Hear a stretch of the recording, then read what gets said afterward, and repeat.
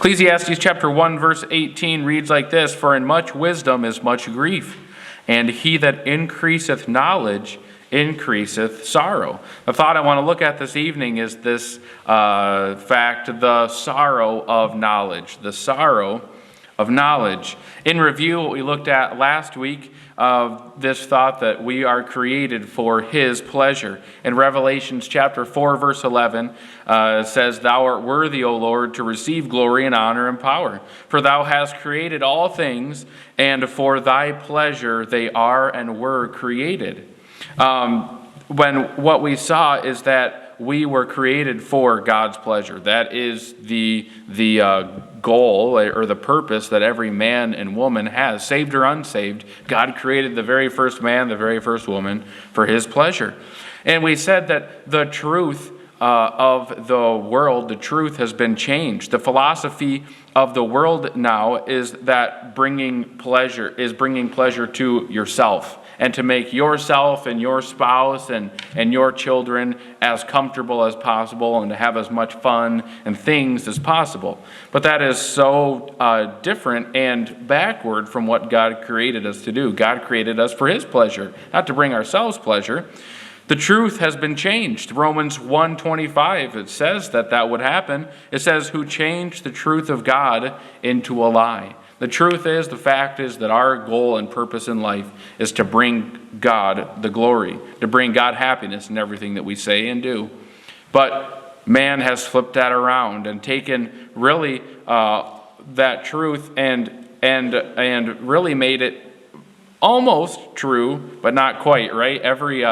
Someone told me this quote, and I love it, that the devil would flood a room with truth just to float one lie. And that's true. And in this case of pleasure, Satan said, "Hey, your life is all about pleasure." And it is. But he changed who it's for. It's not for us, it's for God. Then we see the consequence of that. The consequence of that changed truth is that it is impossible for man to be fulfilled and happy and joy-filled while living for himself.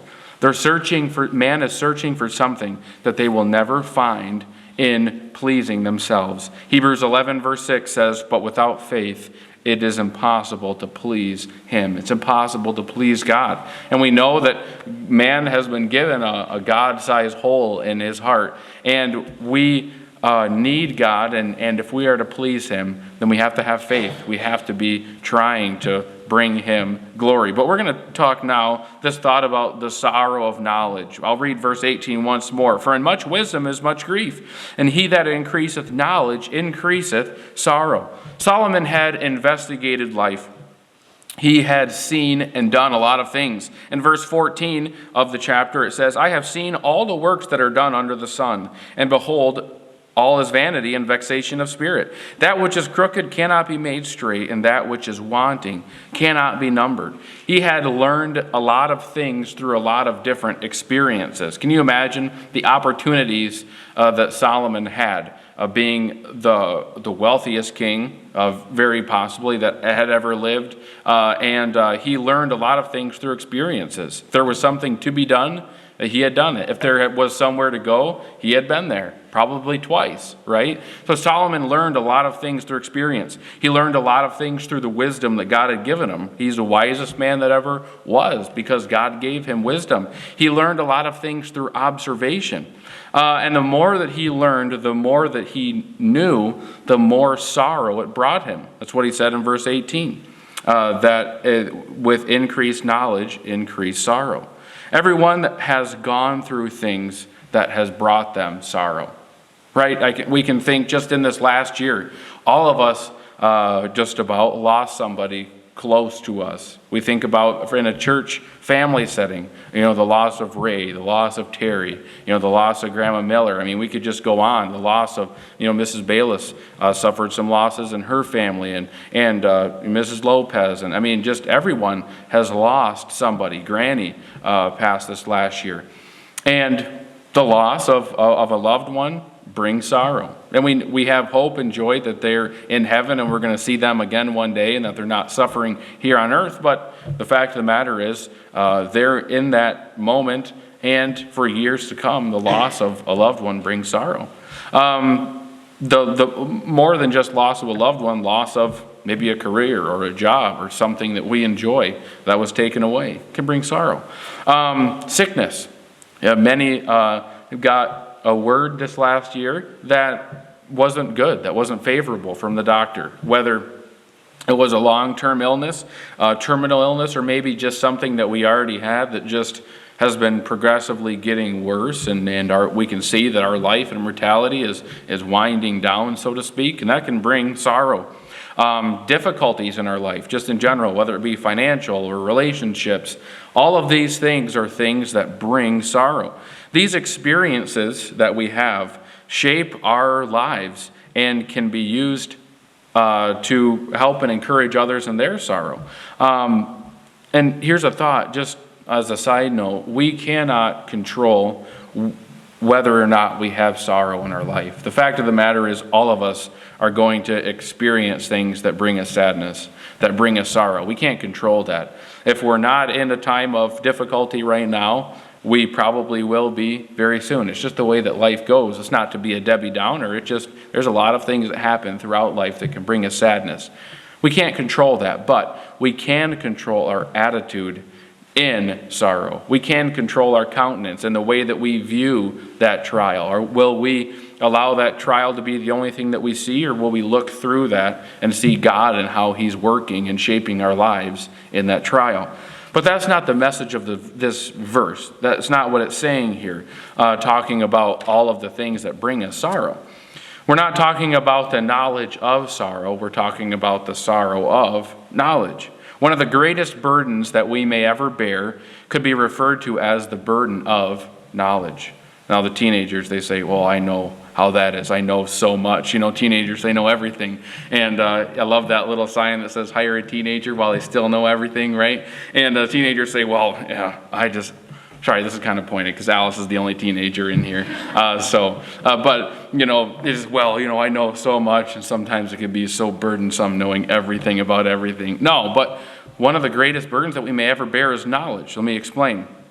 How many times have we said, I wish I had not found that out?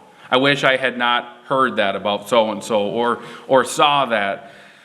It's so much more difficult now for me to deal with this or to see that person now that I know that about them, or now that I heard that or know that about that church or that family, right? I'll give you an illustration. You can be going through your day, having a great day, maybe at work, guys, and you grab your phone at lunch break and you just scroll through the news or whatever, and you hear about a school shooting, right? You hear about MSU being on lockdown and there being shooters and people losing their lives. And all of a sudden it's more difficult to go through your day because you have that burden of just the knowledge of what was going on that day. For those of us who are getting closer now to having children in school, or those of you who did have children in school, you hear about a school shooting and it makes it a little more difficult to send your child to school the next day, right? What about you hear about a drowning? This one was always big. When we were in high school, my mom would hear about a drowning, and we would say, well, we want to go, out on the boat, we want to go fishing or something. And she would say, well, so-and-so drowned, last week. I heard it on the news, and you guys need to wear your life jackets, right? And all that stuff. Why? Because there was the sorrow and the knowledge knowing that it's a possibility that when you go out on the water that something bad could happen. You hear about a car accident. Last week, someone out in the intersection that lost her life, that lady that lost her life at the corner there. And all of a sudden you're probably a little more careful when you're making that turn because you know that you could not see someone coming. And we could go on and give examples like that forever. But the knowledge of things going on around us can really weigh us down and make us sad or fearful. The sorrow of knowledge. This goes for any piece of information that carries weight, that carries sadness, and carries tragedy. There's sorrow in knowledge. Another illustration would be some people serve in areas where privileged and private information is divulged as part of their job. Think about in the medical field, how oftentimes nurses and doctors, they have to give results of tests that are not good results, right? Everybody, I think all the nurses probably love to be able to take that newborn baby and put it on the chest of a new mother, and there's that joy and excitement. That's the fun part, right? Or the part when you come out of a surgery and it was successful and there's going to be a clean bill of health. That's the fun part of the medical field. But I think probably more so the flip side is when there's a test result that's bad, and having to deliver that news if you have cancer. And every time that you see that doctor or that nurse sees that person coming in the door, there's just that sadness of, man, that person is terminally ill. They're not going to make it through this. I think about maybe a counselor or a therapist who has to hear all of these things about pain and abuse and lifetimes of suffering, and they are offering help, but that's privileged information that they hear about someone, and I can meet Ben coming off the street. And it's a great opportunity to meet him, and then all of a sudden, as maybe his therapist or counselor, he starts sharing some things. And then every time I see him, it's not a happy occasion. It's, man, I really feel bad for what he shared with me, or what happened in his life, the sorrow of knowledge. Maybe a judge or an EMT or a police officer, all of these different situations where you see and hear destruction and death all the time. And it can be difficult, maybe as a pastor, as a counselor, a pastor is always expected to be there at every funeral, right? And happy to do so. But you can be weighed down with all of this knowledge of things that really you wish you didn't have to know, right? There's sorrow in knowledge. There's a certain loneliness that comes in leading or being in that position. You have knowledge about a particular matter that others don't know, and you have to act and lead with this information while bearing the burden of that knowledge in your heart, and oftentimes not being able to share it with anyone else. This can lead to sorrow. We live in a day where you can turn on a TV or a device and span the globe in a matter of seconds, and scenes of violence, hatred, war, murder, death, and much more flood our screens, our ears, and our minds. Sometimes just knowing all of these things makes us sorrowful. But here's that's kind of that's kind of a depressing Sunday evening, just like dump on us. But I wanted to set the stage because here is God's conclusion of knowledge. That's what Solomon said. He was sharing his heart. Right? Solomon had a lot of experiences. Solomon lived a life. He was trying to please 1,000 women. That right there could give a lot of sorrow, right? A lot of difficulty. Can I get an amen from the men at least, all right? There's a lot of people in Solomon's life, is what I'm trying to say.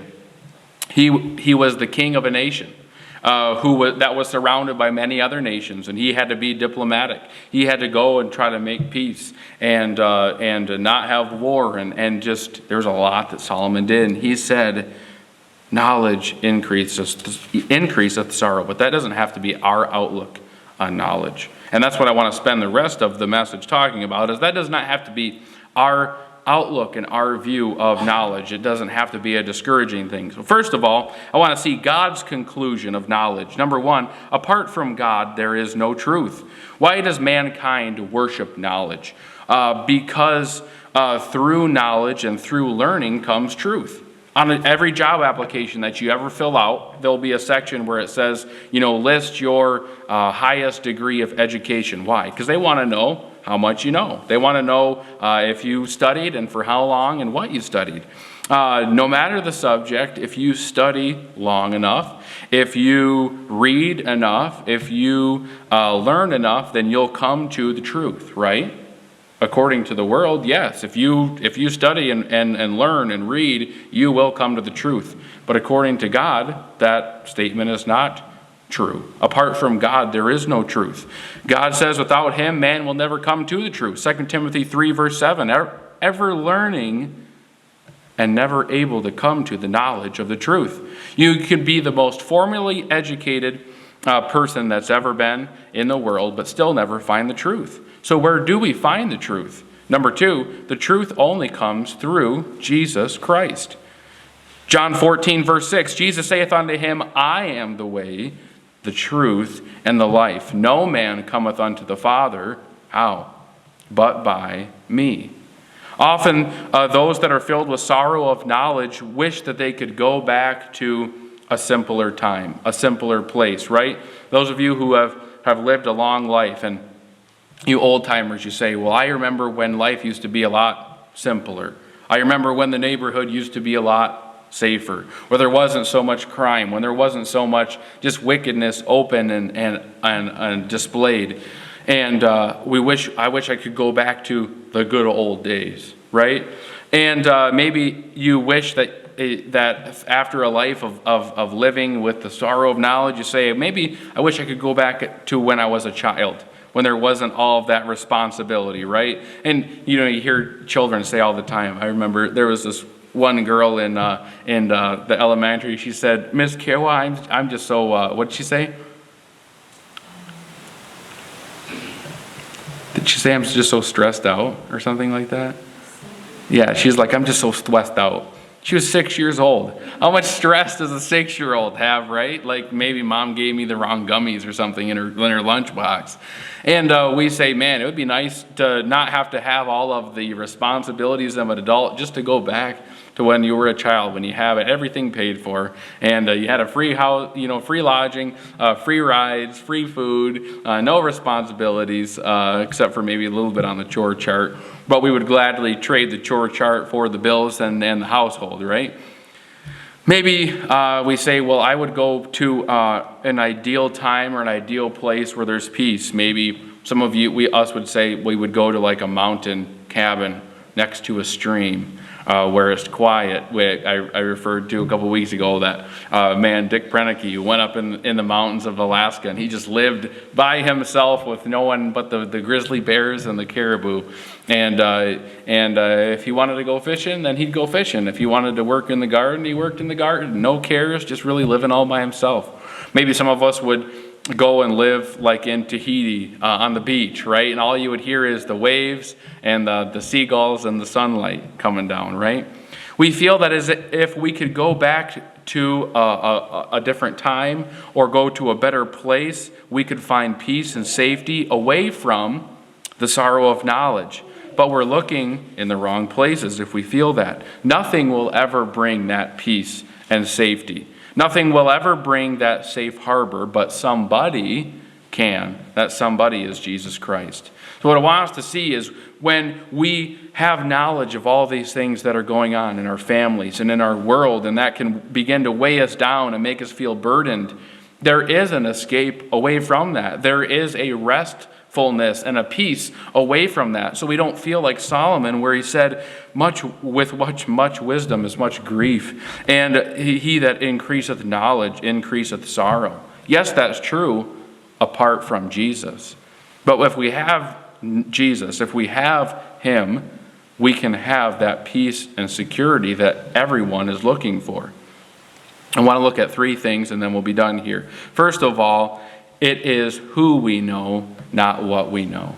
The importance is in who we know, not what we know. Those trying to climb the corporate ladder often will say something like this: it's more important who you know than what you know, right? Often in the secular world, relationships and friendships open doors for some people that other people won't.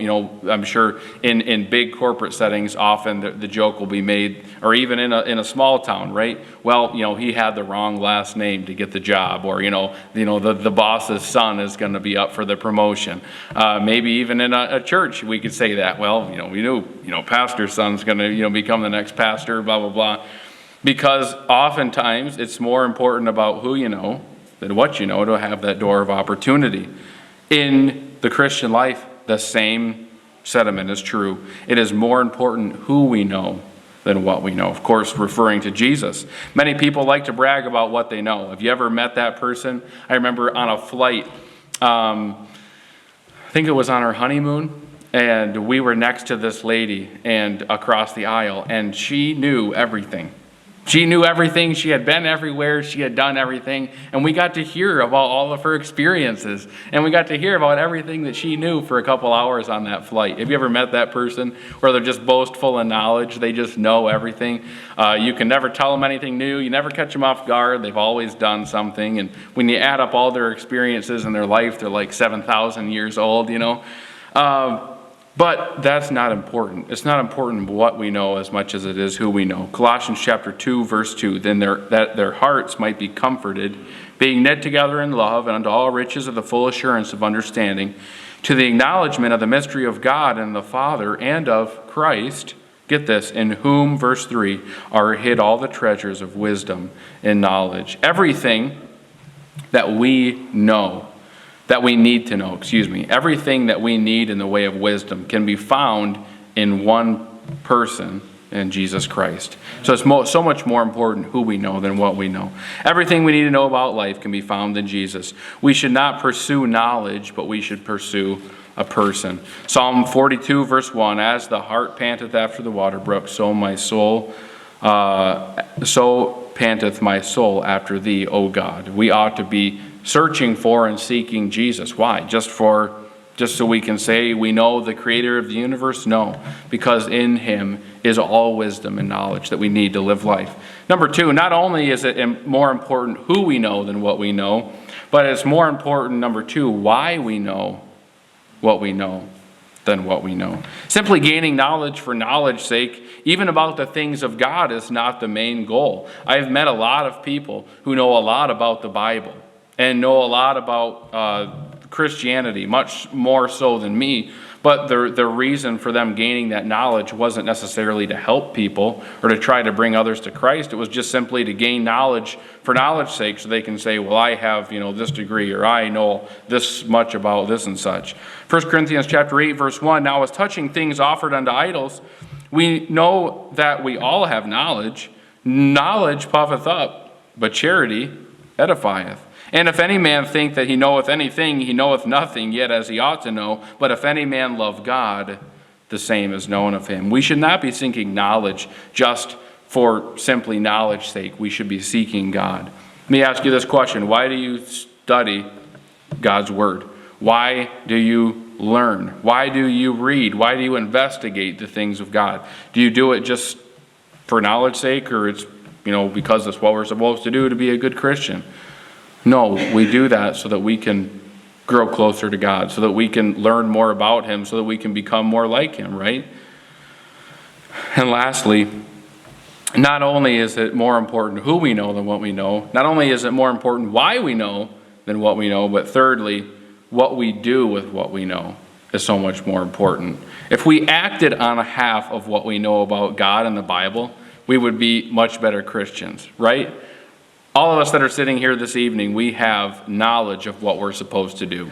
We know that we're supposed to read and study the Bible, but yet we don't read and study the Bible. We know how to pray, and we know that we should pray, but so often we don't spend near as much time in prayer as we ought. So many of us know that we need to be in church, and we need to, whatever it is, fill in the blank in your Christian life. Be proactive in sharing the gospel and being a testimony and sharing what Christ did for you, whatever it is in your Christian life. We know it, but we don't do it, right? And it's so much more than having the knowledge. It's doing what we know to do. It is that doing with what we know. 2 Corinthians 10:3. For though we walk in the flesh, we do not war after the flesh. For the weapons of our warfare are not carnal, but mighty through God to the pulling down of strongholds, casting down imaginations and every high thing that exalteth itself against the knowledge of God. And notice this last part, verse 5. Bringing into captivity every thought to the obedience of Christ. Bringing into captivity every thought. You have to be able to think to have knowledge, right? If your brain is not working, you cannot gather and process knowledge and information.